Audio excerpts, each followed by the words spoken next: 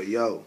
Now, for the redemption half, so delighted to still have you in tune online. Online. We ain't talking about the internet, baby. We talking about that first eye. We talking about that one and only eye. And that's why this is my favorite hat. Because understanding that it is not even the third eye. It's truly, really like the first eye. You can call it the third eye. That's okay, because at least I know you know something. But it's truly the first eye. It's the only eye, because these two don't know anything. These two are just lenses, just windows. You know what I'm saying? This is the one that knows everything. This is the one that calculates, and this is the one that says everything. The eyes don't know anything. So, so beautiful to have all of you online, in tune, and on deck, you know, and fully at attention for this BS and redemption, because it's going down. It's going down. It's going down. And we are now at the redemption half. We are now at the redemption half. And we all have our Excaliburs. We have our Excaliburs ready for this spiritual war. We're gearing up in this spiritual war. You understand? With the spirit and with truth. Because you can't get close to God. You can't get next to God if you don't have spirit and truth. The only way to God. You can skip past Jesus. You can have just spirit and truth. As long as you're dealing with truth. God is not 99.9% truth. He is 100,000%. And on this planet, on this plane, truth is admitting our mistakes, acknowledging our mistakes, acknowledging when we're wrong. You know what I'm saying? Whenever we do anything to anything, whenever, having that empathy with oneself, with that divine nature, and being in tune with that divine nature. So, as I said, man, to get started here with the redemption half, with your boy Prophet Williams, man. A few key words and a few key things that we need to understand. We tend to deny things. We tend to deny things and make them complicated. To avoid the responsibility of knowing. You know what I'm saying? Very these types of things are something that we all are guilty of, as I continue saying, regardless, from black to white, we tend to make things complicated, to avoid the responsibility of knowing about it. You know what I'm saying? and because just as I was saying earlier, people don't like to be woke from their sleep. Have you ever tried to wake anybody up, right before, while they getting their sleep for work or any of that? People are very grumpy when you try to wake them up. And this is what's going on with society, because everybody's asleep. People being asleep. And we all need each other. We need each other, point blank, period. Because it's a war out here. It's a war outside. And we all are brothers and sisters. Just as I said earlier, none of us had no call on none of this. We are victims of complete circumstance. I didn't, none of us had no call on nothing, And understand that we all, must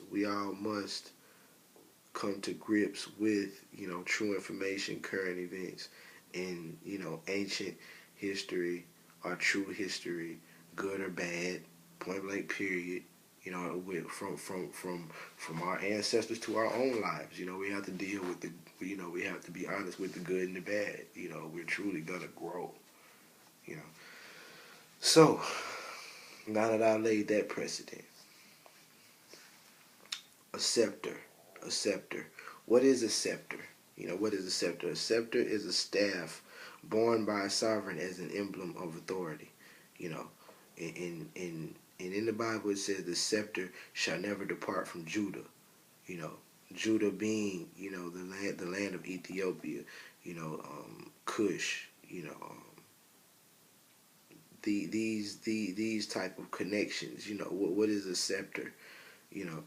And in the prophecy, in the prophecy of Heru, which you know ended up becoming the story of Jesus Christ.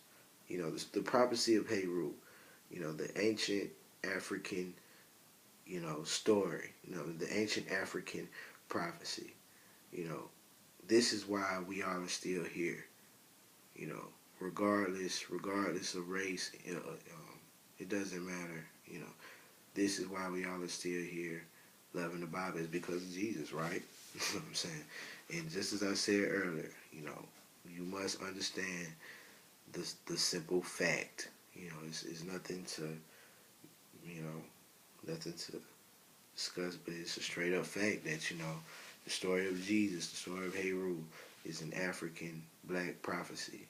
And it's so crazy. The other day when I know many of y'all have seen it.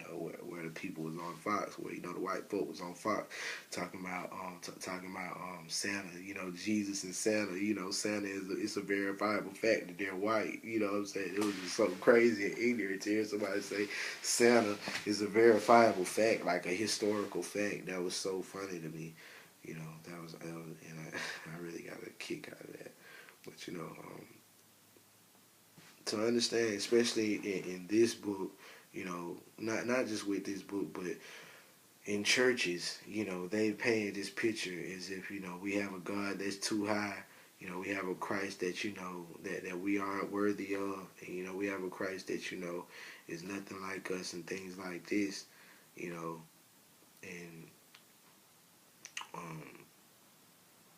we must understand that that this is not true at all. That we have a God too high, or a Christ that we're not in touch with, or anything like this, or that doesn't understand us, or that we have a devil that's out to get us, and is this something that something that you should some type of power, some type of power source, just creating all of this mass confusion, in Hebrews chapter 4 verse 15 says, "For we don't have a high priest who cannot sympathize with our weaknesses, but was in all points tempted as we are, yet without sin." Was at all points, was in all points tempted as we are, yet without sin. You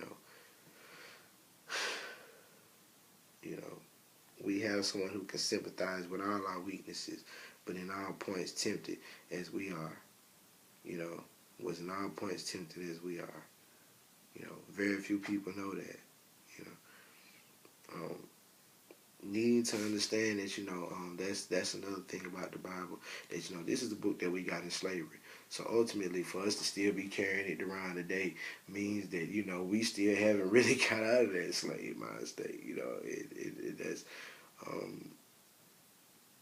and it's so crazy, because in Hebrews chapter 8 verses 8 through 10, there are other times in the Bible where God said, I put these laws in your mind and your heart. Hebrews 8 verses 8 through 10. He said, I put a new covenant in their minds and hearts. In Hebrews chapter 10, he says it again. He says it again in Hebrews chapter 10, and then in Exodus, in Exodus 13 verse 9, he says it one more time. And we can read all of them together. Hebrews chapter 8. Hebrews chapter 8.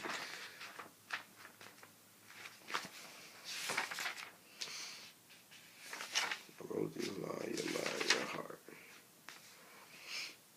Hebrews chapter 8, verses 8 through 10. Because finding fault with them, he says, Behold, the days will come, and says the Lord, when I make a new covenant with the house of Israel and the house of Judah, and with the house of Judah and with the house of Judah, not according to the covenant that I made with their fathers in the day when I took them by the hand and to lead them out of Egypt, because they did not continue my covenant. I disagree with them, says the Lord. For this covenant I will make the house of Israel, and put my laws in their mind and write them in their hearts. Amen. I will be their God, and they shall be my people. See, I will put my law in their mind and their hearts. And it continues to say that Hebrews chapter 10. Let's turn to Hebrews chapter 10.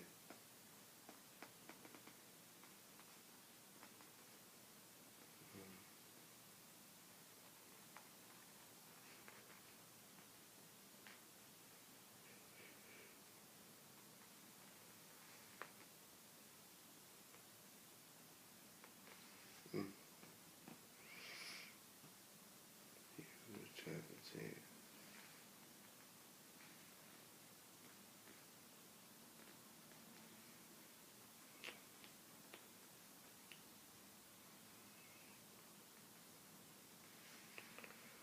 I could have sworn I seen it in Hebrews chapter 10 as well, brothers and sisters. Okay, yeah, there you go. Yeah, I thought I was tripping along. Okay, yeah, I just didn't write down the verse in that one. Hebrews chapter 10, verse 16. Verse 16, you know, verse 16 and 17. You can just go on to 17 as well. Hebrews chapter 10, verse 16 and 17. This is the covenant that I will make with them after those days, said the Lord. I will put my laws in their hearts, and in their minds I will write them. Then he adds, their sins and their lawless deeds I will remember no more. See? I will write this law in their minds and their hearts, you know. Exodus 13:19. Once again, just to show you that you really never needed, you know, you really, if you need a Bible now, it should get to a point where you really don't need, I mean, you can come back to it to, you know, read your favorite verses or, you know, find something out. But, I mean, now that you got me here, it ain't going to be too much that you have to find out because your boy cracking codes for you, man. Exodus 13:9, right quick. It's gonna say it again. About your mind and by him putting the law in your mind and your heart. Exodus 13:9. It should be a sign of you in your hands of more. It should be a sign of you. It should be a sign on. It should be a sign to you on your hand as a memorial between your eyes that the Lord Allah might be in your mouth. For a strong hand, the Lord has brought you out of Egypt. Shall be in your mouth again. The law may be in your mouth. The law may be in your mouth. It shall be a sign to you on your hand as a memorial between your eyes that the law may be in your may be in your mouth. For with a strong hand the Lord has brought you out of Egypt. Once again, bringing you out of Egypt. You know, the law shall be in thy mouth and thy heart. You know.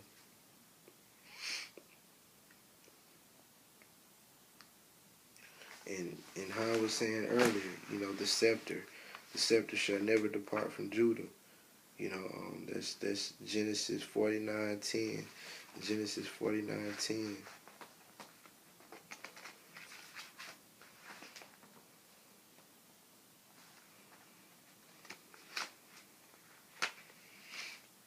Well, you know what?